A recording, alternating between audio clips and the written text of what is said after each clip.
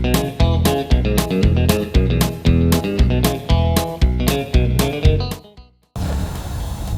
Burge Linton here from A&M Farm Supply. Today we're here to talk about onions. Every year I get people in May and June like, hey, my onions didn't get big enough this year. They're just scrawny little onions. Well, it starts before you ever plant your onions. You need to have good soil, you need to put in the proper nutrients, and you have to choose the right variety of onion. You want to make sure you get the right variety that's supposed to bulb. So those are the three key things we're going to talk about today. Come with me, we'll get you on the right track for a good onion crop this year. To get started, we need to make sure our soil is right, and that's key with any plant you're going to plant in your garden. But for onions, we're going to make sure we get our good base. We've got a good soil that drains really well. I'm doing raised beds now.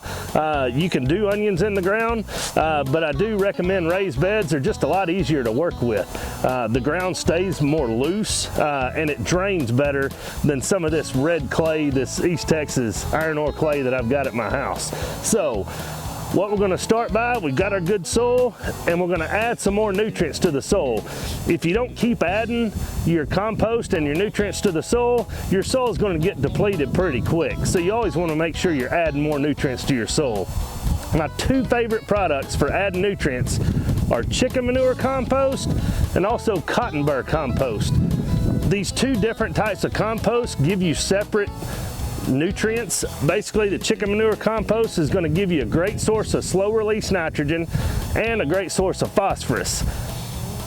Our cotton burr compost gives you a great source of a little bit of slow release nitrogen, but mainly potassium, and it helps keep a well-drained soil. It's got a little chunk to it, keeps your soil a little bit more loose, and helps that soil drain better. And that's good for just about any garden plant you want to plant. So when I'm putting these nutrients down, a lot of people ask me, how much are you supposed to put?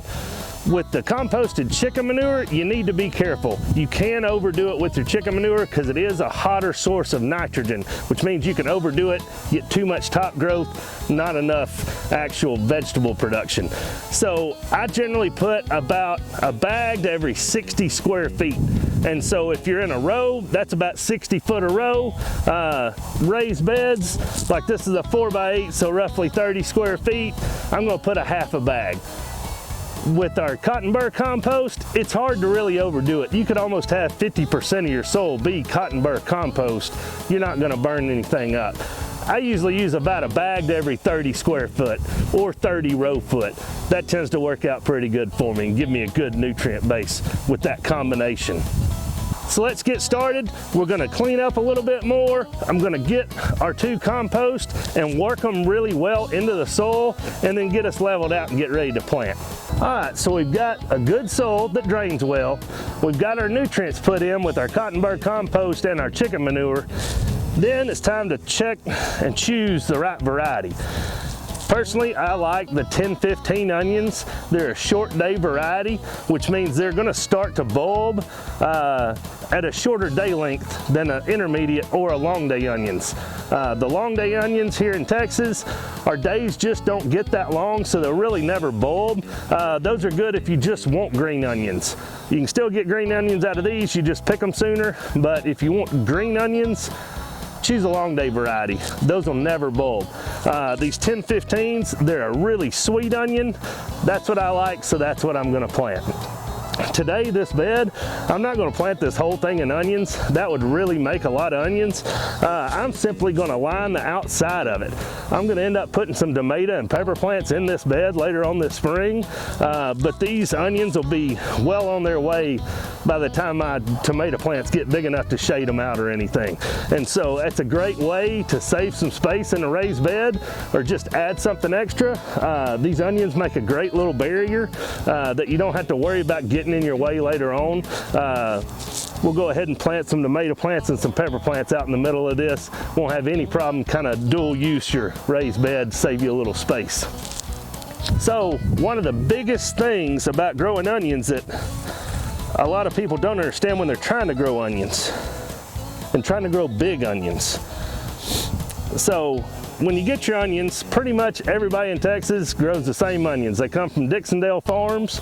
You just want to make sure you get good fresh onions that aren't too dried out. They're going to dry out some, that's just natural, but they will flush back out. But if you can get good fresh onions, that's the best thing to start with.